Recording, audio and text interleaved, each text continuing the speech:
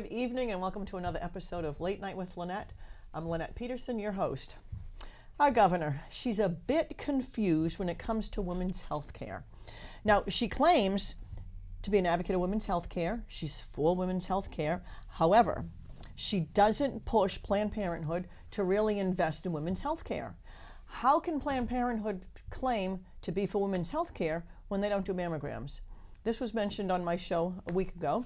They'll give money out to big bucks to campaigns. They don't do health care.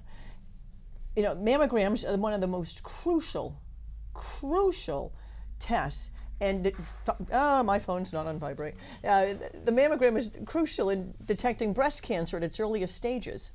They claim to be in women's health care. Why don't they do this? It's a travesty. It's time to say no to Governor Hassan. We don't need Governor Hassan down in D.C. She speaks out of the side of her mouth. If she's for one thing but doesn't support that, how can she be for it? I'm confused. Vote no to Maggie Hassan. Vote yes for Senator Kelly Ayotte. Hillary. Where do I start? There's just so much to choose from with Hillary. Now, for my younger voters, you have no knowledge of the term Travelgate. That's our latest Hillary happening. Hilarious wanted to award travel contracts to a Clinton friend, Harry Thompson, but the White House Travel Office refused to comply. They knew it was not kosher. She was going behind the scenes trying to award these contracts to this guy. Well, Hillary was furious. She managed to have it reported to the FBI and had them all fired. This ruined their reputations. They lost their jobs. It caused 36 months of investigation. Think of the tax dollars that were wasted there. And through it all, only one employee, a Billy Dale, was charged with a crime. And the crime that he was charged with? Mixing personal and White House funds. Really? A jury acquitted him of everything in less than 2 hours.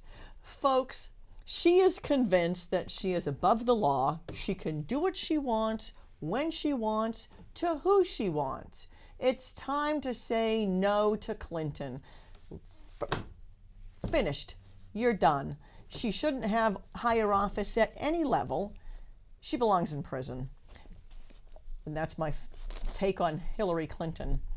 My guest this evening, Steve Hackett. Welcome. Thanks for having me. Nice to see you. And you're wearing Peterson purple. I am. Very nice. And I feel half naked. I don't have my signature jacket on. Can't believe I forgot it at home.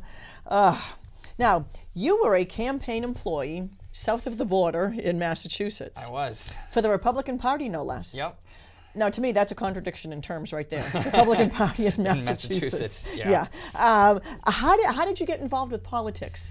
Well, I was homeschooled up until college, and we went to this homeschooling convention in Worcester, and there they had this booth, this organization, at first Generation Joshua. They deal with teens and getting them hands-on in the realm of politics. So I got interested in that and started working with that. Then from there, I got involved in another organization, the Coalition for Family and Marriage, and the Massachusetts Family Institute, or MFI. So from there, they ended up started on a Saturday basis having teens, kids come out at a certain town, at a certain place, and just go out into the neighborhoods with a select number of houses and handing out brochures and literature and things. And from that point on, it just kind of grew in the involvement in there. So I ended up becoming one of their employees. I ended up working with dozens of different state representatives and helped out with certain senators. The organization kind of stayed on the state level, not necessarily the federal level. So I personally ended up going all over the place, all over Massachusetts, to help find state representatives specifically who believed what we did, who had our same values, and then we helped get them elected in the critical areas of their districts. Very good. Now, did you stay with the Joshua group? Did you stay with that? I stayed with them for a few years, but then I aged out because it's for normally just teens. Right. So then I was able to focus directly on the organization that I was employed at. And so what organization did you move on to? Massachusetts Family Institute and the Coalition for Family and Marriage, where they focus primarily on abortion. They focus primarily on Catholic Christian values in politicians who are running. They find people who may not have intended to run as a candidate, but then they encourage them and give them their support and then try to get them into office. Very good. Now, how successful was this endeavor? I mean, Massachusetts is known for being very Democrat. And that is true. However, over the course of the last 10 years, we've seen this giant red wave, as we call it, over Massachusetts, where we have come close to turning it more purple now than blue, turning it towards red. And we've had a fairly successful rate, especially with our state representatives. We've had our losses, but we've had, generally speaking, a decent amount of wins as well. People who came out of left field, out of nowhere. I specifically started on one person, Ryan Fatman. I started working with him when he was still a selectman out of Spencer, I believe. And he ended up running for state representative. He ended up winning against a 33-year incumbent. Wow. And then he ended up winning again re-election, and then he just this past year won as senator. So State senator. State senator, yeah. So he's really grown the ranks, and our organization has helped him along that path. But he's known as a door knocker. That's one of his main things, is he's knocked thousands and thousands of doors personally, which Very is good. Now, Massachusetts has a Republican governor. Yep, it does. Charlie Baker. Yep. He just won.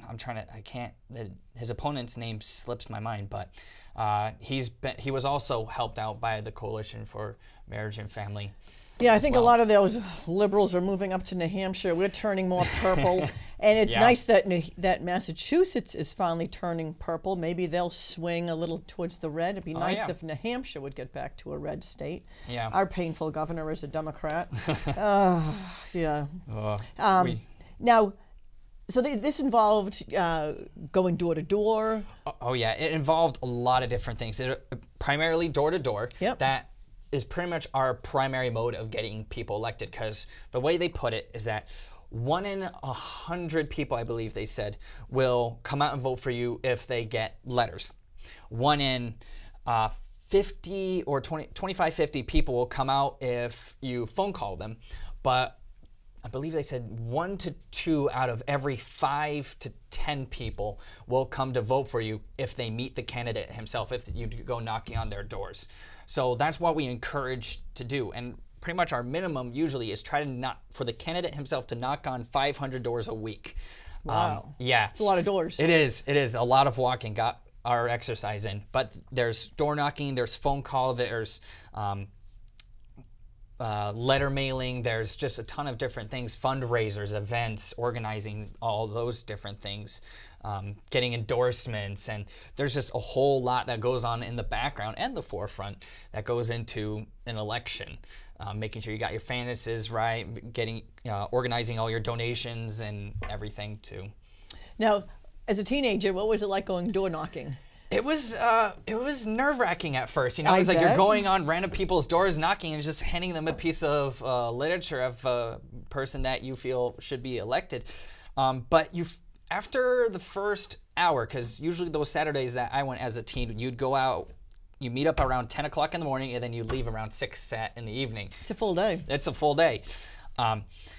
So during the first hour, you kind of have to get into the flow of things. But after a while, it gets actually really fun, because then you get to see all the different types of people that are in either your neighborhood or in your surrounding towns, and you get to see what kind of issues there are, because then some of the people you knock on actually have a voice in the community, and they're like, well, what do you think about this, or what do you think about the taxes here, or the playground, or the roads, and so you get to know the towns really well, going door to door knocking. Very good. Now, were they nice enough at least to give you your walking sheets that just had Republican houses on it, or did you go to the Independents where there's some Democrats? There in definitely was a formula.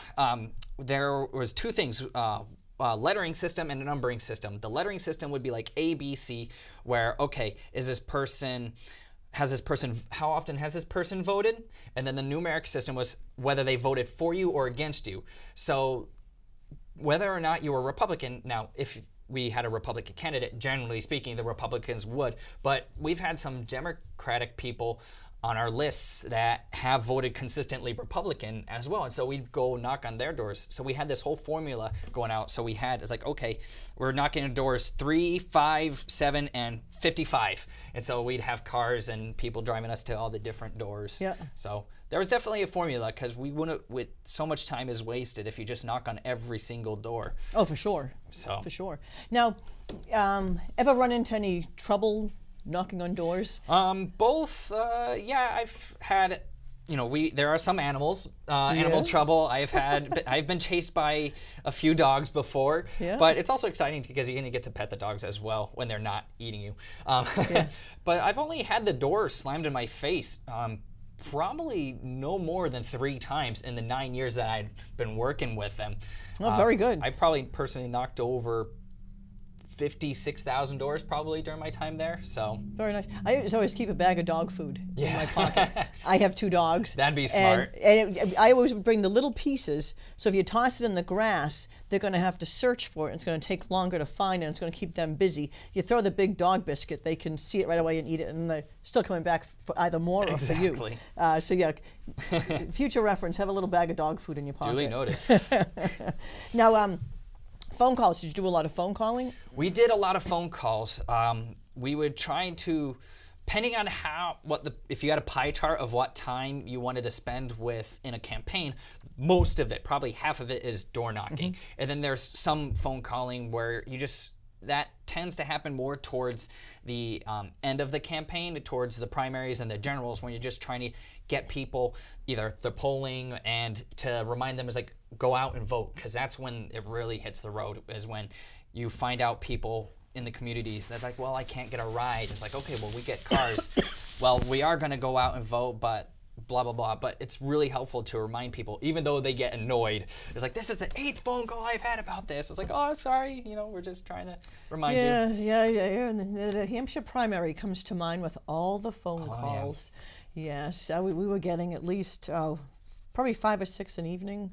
Answer some we didn't. Mm-hmm. You had to have fun. And all the ads on TV and online. Yeah. Well, that you can just mute, change the Exactly. channel. Yeah. We didn't answer all the phone calls, but 2 or 3 a night. You had to have fun. Yeah, exactly. You start messing with them a little bit. Oh yeah. Now, ever run into problems on the phone? Oh, everybody does. You get those people, like I said, it's like, who are upset that this is the 5th phone call, and so they'll either start using some choice words to describe your candidate, or I've had a few of them where they said, you know what, I was going to vote for your guy, but because this is my 4th time hearing him, I'm now voting for the other guy. But people are people. You're going to get a few nuts in every bag. Yeah. When I ran for state rep the first time, fortunately, I got the obnoxious phone call. Not because my campaign staff was all teenagers. And I got the obnoxious phone call. I interrupted this gentleman's dinner, and he screamed and hollered for a few minutes. Mm-hmm. And he even said he was surprised I stayed on the phone. Wow. And I apologized for interrupting his dinner. And he told me he was not voting for me. And from that point on, my teens and I made phone calls in the middle of the day. Yep. That way you could leave a message on an answering machine for the most part, or there was mothers or senior citizens home. Mm-hmm. And they usually weren't as volatile, shall we say. Right. And at least you got the name out. Yeah, exactly. And that's why I think it's a lot more effective when you knock on the doors, because when you knock on them, you get to see the person. But also, on many occasions, I've been invited in along with the candidate in, and then especially during signature season, they're like, oh, let me get the families, like let me get my older kids out, and then they'll all write it down. I had one random guy that I was knocking on the door, and one of the fenders on my front bumper of my car was a little bit out, and so he was just working on cars, and so he's like, oh, let me help you with that car, and I'm like, I'm knocking on doors here, and he's helping fix my car now. Nice. Now be careful. It's golden. You don't go in people's homes. Yeah. Yeah. Alone, anyways. Yeah. So. No. You got to be careful with that. Oh, definitely. It's a judgment call. Well, and also not just you never know who's in there. Usually, if you're door knocking, you want to be quick. Right. If you're in the door, they don't. Then they'll start talking. Yeah. They'll eat away your time. Yeah. Now, how many years did you work in Massachusetts? In Massachusetts, I worked for about 9 years, starting at 14. Now, all volunteer, or were you a paid staff member? It was towards the end. I was a paid staff member. Towards the beginning, it started voluntary, Right. and then once you gained rapport with that organization, they're like, oh, well, we'd like to take you on. So for the first few years, it was just spending like every other Saturday or so, just going out, knocking on doors, handing out literature, and so. They would bring food for the kids to Food always lunch. works. Yeah, exactly. Food is always the hook. That's what I did with my campaign staff. I'd buy a pizza or take them to D'Angelo's or something. Food works. Exactly. It's what gets us teens. We don't, and if you end up having a little financial thing, that's fine too. Yeah. But kids and teens are easily motivated. Right. Now, what was the biggest obstacle that you had to face? Or what was there? No, there was a few, but I'd say one of the main things is just on occasion working with the candidates actually, because they're people too. The people get in their ideas that they're politicians. They remain on the screen. But you talk with them and everything. You humanize them, but sometimes it's just getting them out to knock on doors. Sometimes it's okay. It's like, don't say this, or it's okay to talk about this, or just getting out there. I think is the main thing. Is just pushing yourself or pushing your candidate to go out there, and then once that snowball starts rolling, then it gets going. Now, what? I mean, I know you said you were a homeschooler and you went to a booth. What sparked your interest in getting involved in politics? Ooh, that's a good question. That happened a long time ago. I was just looking for some extracurricular activities to do, and so I kind of experimented with Generation Joshua, which started me on that path. So I ended up developing a few friendships in there, and so from there, they end up once a year going to a critical spot for the federal elections, and anywhere I went to Maryland, went to Pennsylvania, and where they gather hundreds of teens from this national organization, Generation Joshua, and pour all of our hours into phone banking and into door knocking. Didn't do any letters, just did those two things to give that person that extra push that they needed to win the election. And on the occasions I went, we pretty much won more than half the time. And so it was really encouraging. So I got involved in that, and then I got encouraged by what happened, because then you feel like you've made a difference in your community, and then you want to bring that home to your town. And so that's when I got hold of the coalition, and from there it just kind of took off. Very good. Now, when you went out of state, they put you up in hotels and paid. Oh yeah, your yeah. food? They paid for everything. So you get a hotel, then they orchestrate the cars to deliver you to like the campaign headquarters. You get to meet the candidate, which is always a lot of fun. When it's not just some name or picture. You're like, hey, that person's here, thanking us and everything. So it's really encouraging. Oh, very good. Now, have you ever worked with a presidential candidate? Not with a presidential candidate. I can't say I have, but I have seen Mitt Romney before. I've met Mitt Romney 2 or 3 times, just shaking his hand when he was still governor, but not since he was running for president, no. Well, now, do you still live in Massachusetts, or you live in New Hampshire? No, I just moved up here to New Hampshire about a year and a half ago, last October. Registered voter? Yeah, yep. Very good. Registered, so ready to vote. Well, with the New Hampshire first in the primary, New Hampshire's the place to be to meet the candidates. Exactly. I was at an event in February. 6 Republican presidential candidates and 1 Democrat were at this event. Wow. Yeah, I mean, you can talk to them all. You can take pictures. I had my picture taken with the candidates that I liked. Other candidates, I just took their picture. Yeah. You can talk to them. In New Hampshire, you can actually have a candidate come to your house. You know, invite a bunch of friends over, have a home meeting. Exactly. Early on because with First in the Nation, candidates start flocking here at least 1, if not 2 years beforehand. Early on, they'll come to individual homes trying to build up their grassroots. Exactly, get their volunteers, things like that. So. Yeah, and one difference that I was told just from people who used to live in the western side of the United States and then come over here is that because the states are a lot smaller out here, it's a lot closer to home when candidates come out here. So exactly, they'll come into your homes, which is unheard of over, like over in California or maybe in Texas where there's a lot more ground to cover. So you get to meet them personally and talk with them about issues that mean something to yourself. And exactly. And plus, New Hampshire is very important. Exactly. It's, a lot of people don't make it much further, from New Hampshire. Some, like this past primary, Rand Paul dropped out just less than a week before our primary. So try to get a good base in New Hampshire. Finish strong in New Hampshire, it might carry you to the next one. Exactly, it's critical. Yeah, so New Hampshire's the place to be if you're a political junkie.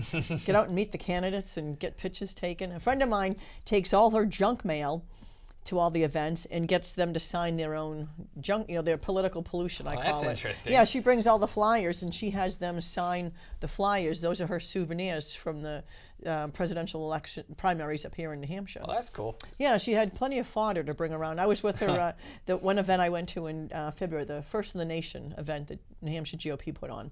And she had her stack of flyers to get signed by candidates. But this is the place to get involved. When I worked for the different candidates, I ended up collecting T-shirts because then they'll get you T-shirts and stuff. So I got just 3 or 4 different T-shirts with different state representatives and senators on them. So it's cool. Oh, there you go. Yeah. Mementos. Yeah. I've had a few T-shirts over the years. Didn't keep most of them. I have one that I think I've given most of them away. I like taking the picture.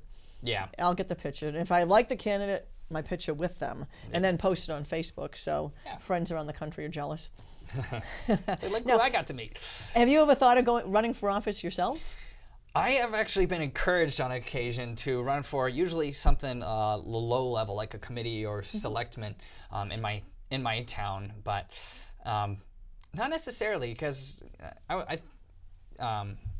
don't know. Politics is just not something I guess I wanted to go into full time for the rest of my life. I don't want to be another career politician, but maybe later on I might run for something, something smaller, but probably nothing ever federal. Yeah, New Hampshire's the place to be to run for office. Basically volunteer. It's a 2-year term of state rep, state senator, 2-year term, and you only make $100 a year minus Social Security. So you don't get the career politicians like you do in most other states. In New Hampshire, if you want to serve, you serve for serving, not to get rich. So New Hampshire's the place to be if you want to get a little taste of politics, run for office for a term or 2, and then you go back to your career. Exactly. But in Massachusetts, it's a lot different than it is up here. Oh, yeah. Senators make about $65,000 or so, and that's like on the lower levels. And then other higher ones, you start getting into the six-digit figures. Yeah, it's just wrong. It's mind-boggling. Yeah, the founding fathers, when they set up our political system, it was not for career politicians. It's to serve a term or 2, and then they went back to their fields, went back to their trade, and we do have term limits, but people have to do that with their voting. Exactly. Don't look for the name I've seen this name before and check the name off. Look at what they've done, look at what they haven't done, and then you control with your vote. Right. One suggestion I heard from some of my political friends back in Massachusetts was to remove the R and the D from the ballots. So that way anybody looking at them, they're like, okay, well, I don't know if they're a Republican or Democrat. I guess I better look them up and see what they believe. That way it'll force you to research it. Exactly. Now before, I guess when years before, it was by your sign. I guess Republicans all had red, Democrats had blue, and but then they branched out like my signs were purple. Yeah. You have no idea what party I was for. Exactly. If you look at what I stand for, then it was like, oh my goodness, yeah, she's a right-wing extremist. Very conservative, traditional family values. You look up the record. Exactly. Yeah, look what they stand for. Yeah. You are a registered voter. Yep. Did you vote in the New Hampshire primary? Yeah, I Yep. believe I did. Yep. So, yeah, it's interesting to see all the different. I mean, there was a lot of names I didn't recognize just because I wasn't up here before. So it was interesting to see all the different, a lot of the same old. Yeah, so to speak. Yeah. Now the general election, once we get closer, say September, October, that's when the candidates are really going to push for the extra manpower. You ought to look into helping out in a campaign. They always say, get out the vote, get out the vote, get out there. Exactly. Get your feet wet, start working on a campaign up here in New Hampshire, and you might get the bug. Merrimack has a town council election every year because they're on a rotating basis, Gotcha. 3-year terms. So there'll be elections coming up this spring. They can always find a campaign to work on. Now, was there a favorite campaign you worked on down in Massachusetts? I would have to say the Ryan Fatman one. I'd say I enjoyed most. I mean, I learned the most from that. I ended up helping him when he was still a selectman running for state representative 6-ish years ago. I ended up helping him build his headquarters. He had rented out this office, and so I helped him put up the plyboard and paint everything. Still got my paint on my volunteer shirt. I mean, like I said before, he's a door knocking tank. So I would go with him to all the doors. I would drive him around. I would make phone calls for him. I would be there when he helped strategize all the different things concerning his campaign. So I'd say that his campaign was the one I learned the most from. Nice. Working with him. So It's good to see him running now, elected as a state senator. And his wife is now expecting, so. Oh, very good. It's interesting. Very good. You don't have to say the name. Was there a worst campaign to work for? Yeah, I would say that there was. It took a lot of pressure to get that person out to go knocking on doors because that person really didn't like doing it, thought it was a waste of time, and I probably knocked on, I kept a tally, and I knocked on over 3 times the amount of doors that he did, and he only won by about 500 votes. So it was like, wow. Well, there you go. Close. Well, folks, we're at the end of our show. Teens, get involved. You're never too young, never too old to get involved in a campaign. Good night, and God bless.